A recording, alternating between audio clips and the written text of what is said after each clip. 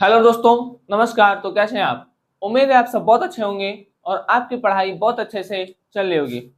देखिए, हम लोग जो पिछले लेक्चर में किए थे मैथ का क्लास 10th कर रहे थे। क्लास 10th में मैथ के हम लोगों ने चैप्टर 3 को कंप्लीट कर लिए थे। ठीक, मतलब हम लोग जो थे वो चैप्टर 3 को कंप्लीट किए।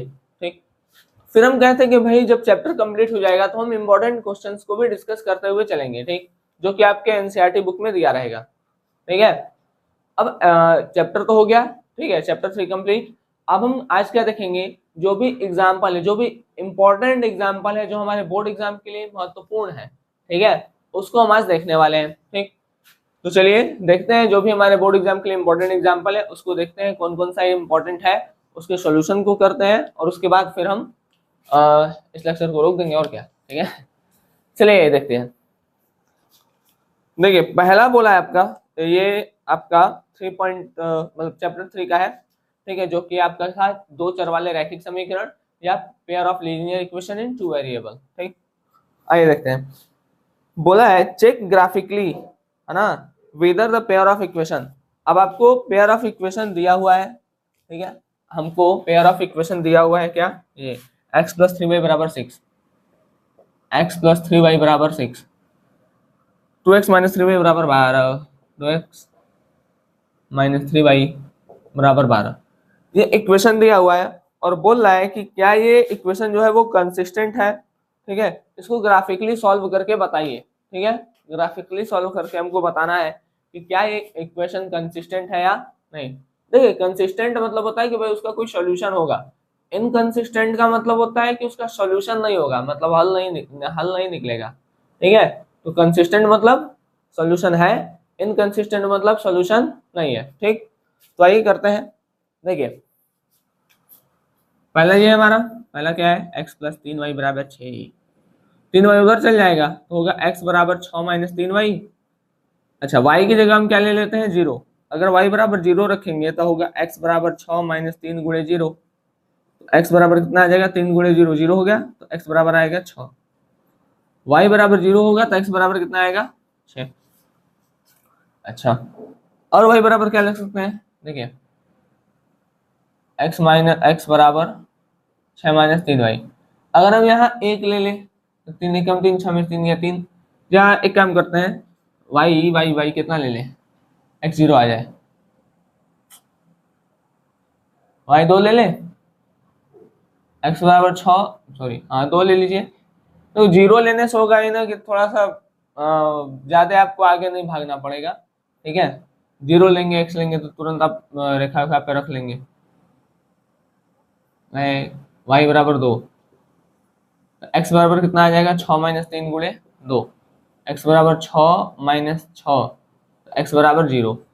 अब इसका एक चार्ट बनाइए। ठीक है, चार्ट कैसा बनाएंगे, मसाला डाल के। ठीक है, ऐसे नहीं बनाना है। ठीक है, मैथ वाला चार्ट बनाना है, विदाउट मसाला। ठीक है, व्रत में खाने योग्य। ठीक, x बराबर ओहो कहाँ गवा, हाँ यह है x पर। देखिए y बराबर 0 था तो x आ गया 6। दूसरा y बराबर 2 है तो x आ गया 0। ठीक,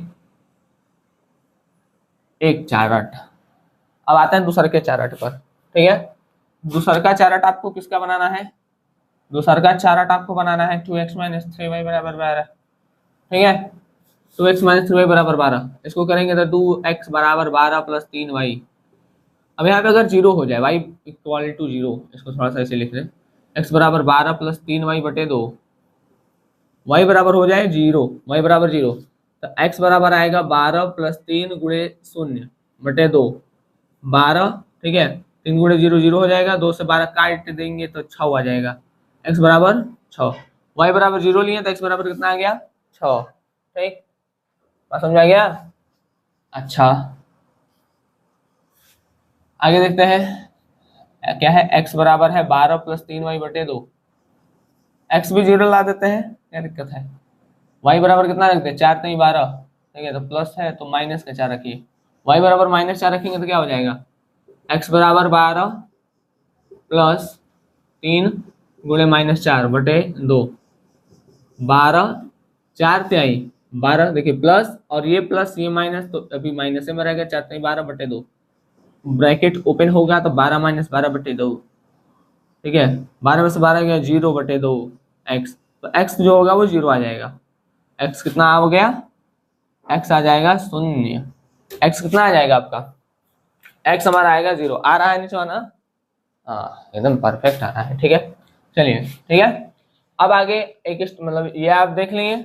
अब एक कदम करें, एक चार्ट और बनाइए इसके लिए। ठीक है, ऐसे कदम कदम तो बढ़ाने हैं आपको। ठीक है, कदम कदम बढ़ाए जाओ, मैं कदम गाए जाओ, हिम्मत बड़े काम की, सवाल तुम लगाए जाओ। ओके, चलो देखो इधर, y0 x6, x0 y-4 x0। ठीक, ठीक है, तो ये हमारे पास दो ठो चार्ट हो गया। दिस इज पहला चार्ट, दिस इज दूसरा का चार्ट। ठीक है, अब हम इस चार्ट के माध्यम से एक ग्राफ ड्रॉ करेंगे, जो कि ये रहा आपके सामने। देखिए, ये हो गया शून्यम। ठीक है, शून्य। ठीक है, इधर होता है एक्स एक्सिस, इधर होता है वाई एक्सिस, नीचे होता है वाई डैश, इधर होता है एक्स डैश। ठीक है, इधर जाएंगे तो प्लस में जाते हैं, इसे लिखेंगे 1 2 3 4 5, ये हो गया 6। ऊपर भी प्लस में 1 2 3 4 8। ठीक, नीचे इधर वाई माइनस में देखो, -1 -2 और -3, और ये हो गया -4। ठीक, तो ये हो गया माइनस वाला वैल्यू। एक्स भी इधर माइनस में रहेगा, -1 -2।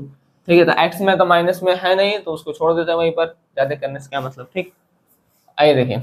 अब यहाँ पहला है एक्स 6 है, वाई 0 है। एक्स 6 है, एक्स 6 है, वाई 0 है यहाँ।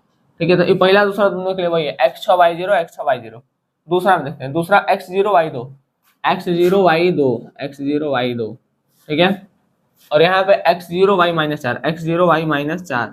ठीक है, ये अब सबको मिला दीजिए, ये मिल गया, यहाँ जाएगा तो ये मिल जाएगा।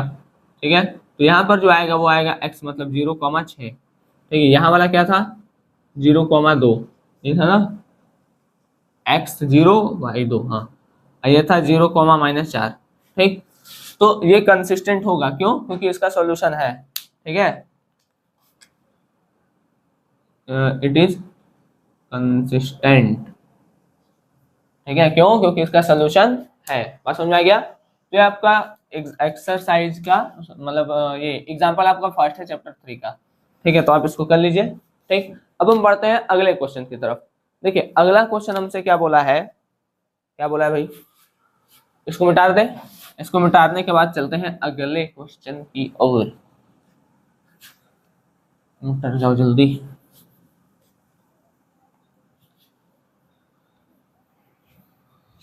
मिट्रो मिट्रो मिट्रो।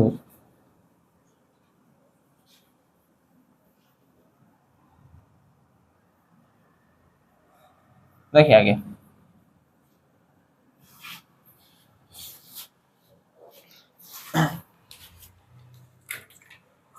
आगे बोला है आपसे दरवाजे में, graphically find whether the following pair of equation has no solution. ठीक है, मतलब बताना है कि भाई इसका नो सॉल्यूशन है। ये इक्वेशन दिया, सबसे पहले इक्वेशन लिख लें।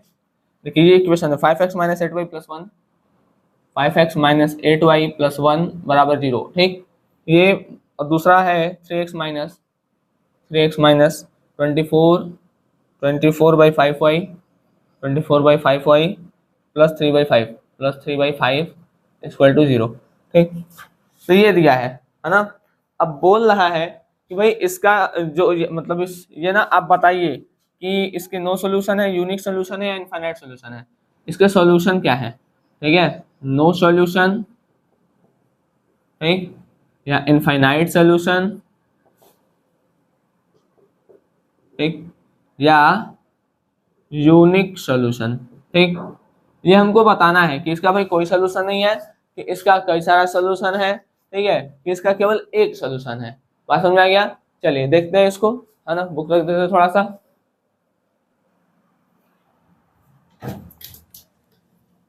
चलिए देखते हैं, यहाँ पर है आपका 5, नीला पेन, ठीक, ब्लू पेन से लिखते हैं, 5x - 8y + 1 = 0। इधर है आपका, ये हो गया समीकरण 1, ठीक है, सीधे मान लेते हैं। अब आते हैं दूसरे के पे, ये 3x माइनस 24/5y प्लस 3/5 बराबर 0, ठीक। अब इसको हम करते हैं, थोड़ा सॉल्व करते हैं, एलसीएम लेंगे तो भाई 5 आ जाएगा, ठीक, 5 आएगा। अब 5 से इसको, मतलब 5 से इसको, जैसे यहाँ पे 1 है तो भाग करेंगे तो नीचे वाले से भाग करते हैं, तो 5 1 5, तो भाई 5 आएगा। अब 5 जो आएगा उसका ऊपर से गुणा कर देते हैं, तो 5 नहीं 15x माइनस ये हो गया 24y, ठीक है, प्लस 3 बराबर 0, ठीक। तो क्या हो गया 0। ठीक है, इसमें आ गया 15x माइनस 24y प्लस 3 बराबर 0, ठीक है भाई। 5 का इधर मल्टीप्लाई हो जाएगा, 0 हो जाएगा। अब एक चीज देखिए, हम इसमें काम क्या कर सकते हैं, इसमें हम काम कर सकते हैं भाई 3 से डिवाइड कर दें, ठीक है, 3 से क्या कर दें, 3 से हम डिवाइड कर देते हैं, ठीक है, या नहीं भी करेंगे तब भी आएगा भाई चीज। चलिए इसको मान लेते हैं समीकरण 2, ठीक। अब कंपेयर, देखिए एक चीज बता रहे हैं, जैसे हम पढ़े थे कि भाई a1/a2 बराबर नहीं है b1/b2 के, तो ये इंटरसेक्टिंग है। a1/b2 बराबर है b1/b2, ये बराबर है c1/c2 के, ये इंटरसेक्टिंग था, मतलब इंटरसेक्टिंग मतलब कि एक मतलब प्रतिच्छेदन था और एक सॉल्यूशन मिल रहा था, ठीक। ये आपका कोइंसिडेंट था और इसके कई सॉल्यूशन थे, मेनी सॉल्यूशन ना, इनफाइनाइट सॉल्यूशन थे। इसका 1 सॉल्यूशन, इसका इनफाइनाइट सॉल्यूशन, और एक था a1/a2 बराबर b1/b2 और c1/c2 के, a1/a2 b1/b2 बराबर है लेकिन c1/c2 के बराबर नहीं है, तो ये था पैरेलल, ठीक है, और इसका पैरेलल था, और जो पैरेलल था इसका सॉल्यूशन नहीं था, नो सॉल्यूशन, ठीक है। तो अब हमको इसी पे रख देखना है कि क्या आ रहा है ना। चलिए देखते हैं, देखिए समीकरण 1 में देखिए, ये हो गया हमारा a1, ये हो गया हमारा b1, ये हो गया हमारा c1, इसमें ये हो गया हमारा a2, ये हो गया हमारा b2, ये हो गया हमारा c2, ठीक है। वैल्यू रखते हैं, a1/a2 बराबर b1/b2 बराबर c1/c2। अब देखते हैं बराबर है या नहीं है। 5/15 बराबर b1 -8 b2 -24, ठीक। देखिए b1 -8 b2 -24 बराबर c1 प्लस का 1/3, तो 1 प्लस लगाइए, क्षमा लगाइए, कोई दिक्कत नहीं है, ठीक है।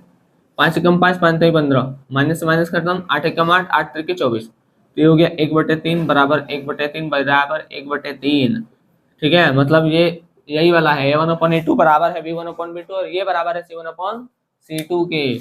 इसका अर्थ क्या हुआ कि ये कोइंसिडेंट है, कोइंसिडेंट है, ठीक, कोइंसिडेंट है। समझ में आया, सॉरी, हाँ ठीक है, कोइंसिडेंट है। कोइंसिडेंट मतलब संपाती है।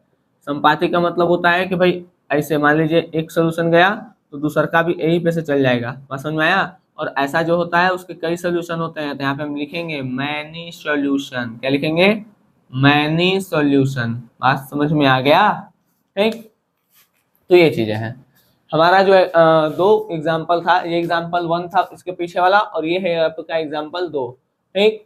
ये दोनों एग्जाम्पल को आप अच्छे से पढ़िए, ठीक है। मिलेंगे आपसे अगले लेक्चर में, ठीक। तब तक आप जो भी चीजें पीछे की आप नहीं पढ़े हैं या जो भी चीजें पढ़ चुके हैं और ये जैसे याद जाएगा, तो इसको आप पढ़िए, अच्छे से लगाइए, ठीक है। समझिए चीजें क्या है क्या नहीं है, पीछे का चीज का रिवीजन करिए। देखिए रिवीजन बहुत जरूरी है, ठीक है, रिवीजन बहुत जरूरी है। हम आपको एक बात बताते हैं, जैसे अभी आप कक्षा 10 में है, आप कक्षा 2 में भी पढ़े होंगे, ठीक है। कक्षा 2 में आपके जितने मित्र थे, जितने मित्रों का नाम आपको याद था, कक्षा 10 में अगर आपसे उन्हीं मित्रों का नाम पूछा जाए तो बहुत सारे मित्र ऐसे होंगे आपसे, आपके, जिनका नाम आप भूल चुके होंगे। भाई जो आपके कांटेक्ट में है उनका नाम आपको याद होगा, ठीक है, शकल सूरत याद होगा, लेकिन जो मित्र आपके कांटेक्ट में नहीं है, ऐसे मित्र जो आपके क्लास 2 में थे, ठीक है, लेकिन अब संपर्क में नहीं है, तो उनको आप भूल चुके हैं, है ना।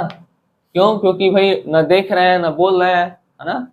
तो यही होता है, ठीक है। डेली डेली देखिए, डेली डेली बोलिए, तो उससे क्या होता है कि चीजें आपको याद रहती हैं, ठीक है। मेमोरी याद क्या रहता है ना, नहीं तो मेमोरी ऐसा चीज है कि किसी को भी भुलवा देता है, ठीक। समझ गया। चलिए तो मिलता है आपसे अगले लेक्चर में, तब तक के लिए धन्यवाद, जय हिंद। आप लोग अच्छे से पढ़ाई करते रहें।